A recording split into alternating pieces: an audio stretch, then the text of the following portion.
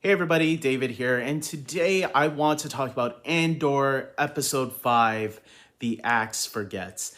And this is the latest episode of Andor. We're 5 episodes in this 12 episode series, which is actually cool thinking about it because I realized, man, House of the Dragon and the Lord of the Rings series, the Power of the Rings or whatever, and She-Hulk are all almost done. They're all nearing the end. This show just got started and we're not even halfway through yet. Next week we're going to be halfway through. But still, it's like it's taking its time and I am loving it. I'm loving the 12 episodes that we got. That means the show won't finish for a while. We're getting more goodies on Disney Plus as well as other streaming services as well. So it's like, but this show, at least it's going to last some time. And it makes me happy. It makes me happy coming week after week, checking the show out, especially with how well written, and how well acted this show is, man. It's like, this could rival The Mandalorian. This is rivaling The Mandalorian already for me. I liked Obi-Wan a lot. I love Obi-Wan. Obi-Wan's like one of my favorite Star Wars characters of all time. But there was maybe an episode that, kind of brought down the series a little bit for me. Not too much, but it didn't get to Mandalorian season 2 level for me. This show might be rivaling The Mandalorian if it continues on great. And if season 2 turns out to be that, oh yeah, Mandalorian finally has a competitor with it in the top spot. So, but this is obviously a different feel even to The Mandalorian, which I'm really loving. I'm loving this grounded, more serious tone. It's funny saying grounded for a Star Wars series because it's like it's in space and other planets. But it is amazing how they're taking this more grounded approach. And I thought I wouldn't be interested in a show that didn't have like the Jedi and the Force along, the mystic parts of Star Wars in there. But this is really true sci-fi and and war, and I'm really enjoying it because of that. Cassian in his story today, him trying to find this trust within this team that he's forming to go on this mission. I was really loving all of that, seeing this training that they're going through and seeing how smart Cassian is in trying to get these guys to know, hey, look, you should put that guy on that side because he's left-handed and he's right-handed. It just makes sense to swap these two if we're going to do this. And like the two of the guys like questioning him, but the leader, the girl, the woman was like, Cassian, why do you say that? And he explains it. And it felt like you feel the tension there because the other guys don't trust this guy because they know nothing about him. But yet Cassian is very smart, and the woman, she knows. I think her name's Val. She knows that, hey, look, this guy was brought to us. Let's trust him. Let's see what he says. Eventually, though, that leads to more drama because one of the guys pick a knife at him and says, "Look at this. He has this Kyber crystal." And this guy's filthy rich. Why is he here? What's his story? And that leads to more tension, which eventually leads to Cassian just saying, you know what, screw it. I'm just going to tell them the truth. Okay, I was paid to be here. That's why I'm here. And I really love that. I hate secrets. If something that I've learned from television for so many years, ever since Smallville, I started realizing secrets are bad. They just lead to drama and more drama. And yet all these TV shows, they keep keeping these secrets, which is going to eventually build up to more blow up and more drama. Like all these CW shows, it's like all these characters still don't get it. It's like, let's keep secrets so we can have more drama later. Cassian's like, no, I'm going to tell you guys everything. So that way we get all the drama out of the room and we can just focus on this mission. And I love that. I love that moment. It was great. Then we also have that guy, he's not Imperial. He was like in the workforce, searching for Cassian because he killed two of his men, or two men that, worked for his company.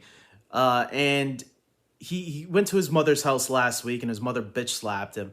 So his mother's like giving him advice, and I'm like wondering where are they going with this character? And I'm starting to wonder if it's true from what some people were speculating. If maybe he's gonna jump over to the rebel side because he was going he it looks like he's going through some spiritual journey right now. Like he's having doubts about himself, like do I want to be part of this? I don't know. And now he's gonna go talk to his uncle Bernard or whatever the guy's name was. I am curious of where they're taking this character because clearly he's an important part of the show. The fact that he's still around and he's talking to his mother and his mother's giving him, telling him a story to clearly send him on a path. And it will be interesting. I have to rewatch the episode because I need to hear that story again, what it was about. But because I'm pretty sure it's going to be important on where his character is going to eventually go. Another thing I really liked in this episode was the Mon Mothma stuff. We get to see Mon Mothma again in this episode. Last week we got to see her douchebag husband. Now we see that she has, a douchebag daughter. And it's like, man, Mon Mothma needs to get out of this family. There's a reason we don't see this family in the future, in Return of the Jedi, or even in Rogue One, or they're not even mentioned. It's because she's eventually going to leave these two. I don't know if she'll leave the daughter. I'm wondering if the daughter, because you can't have it's not easy for any parent to just leave their kid. And when the daughter sided with the father, man, that was like a punch to the gut to Mon Mothma, man. I'm really liking her in this show. This show is giving us the most character development on Mon Mothma that we have never seen before. So to see this character shine the way, and she's a great actress too. It's like, and this actress has appeared in obviously Rogue One before, and a deleted scene in Star Wars Episode 3. I think I mentioned that last week also. But it's amazing, like, you guys had this actress the entire time and you never used her this way before. Like, wow. And so it's great to see Mon Mothma getting this attention and getting to learn a lot about her that we never got to learn before. And I'm looking forward to seeing if she's going to stick with this family or not. Because we know obviously the husband divorced right away. The daughter I'm curious about because there's a way I think they can have the daughter open up her eyes a little bit and see, oh yeah, mom's been right this entire time. We're on the wrong side. And or if she'll stick with her father and it will be like a tragic kind of sad ending for Mon Mothma because she loses her family. And that's kind of like what's happening in the real world, right? Politics kind of tear families apart sometimes. Thankfully, my family are all on the same page, but there are families that have different viewpoints when it comes to politics, and that's what this is showing, that war, war can cause division even within people's own families. And I think that's what the whole Mon Mothma stuff is kind of showing us a little bit of that division within a family. And I'm curious if we're going to get deeper into that. So it will be interesting. For the most part, yeah, I am really liking Andor a lot. And I know some people are saying, like, it's a little bit of slow burn, but I'm liking that slow burn. I think it's smart. It's interesting. If it wasn't interesting, then I probably would complain about the slowness a little bit more. But because I am intrigued in the story that they're telling in these character moments, I'm like, take your time. So with that being said, I want to know what all of you think. What do you think of Andor so far, episode 5? Are you still enjoying it like I am, or are you off of this show? Let me know in the comment section below. I hope you guys like this video. That helps the channel a lot. Also, commenting helps the channel a lot. It shows other people who might not check out my video, hey, lots of people are liking this guy's videos, and lots of people are commenting here too. So let's comment also, and let's like also. And because this guy, he needs some help. He needs some help getting noticed.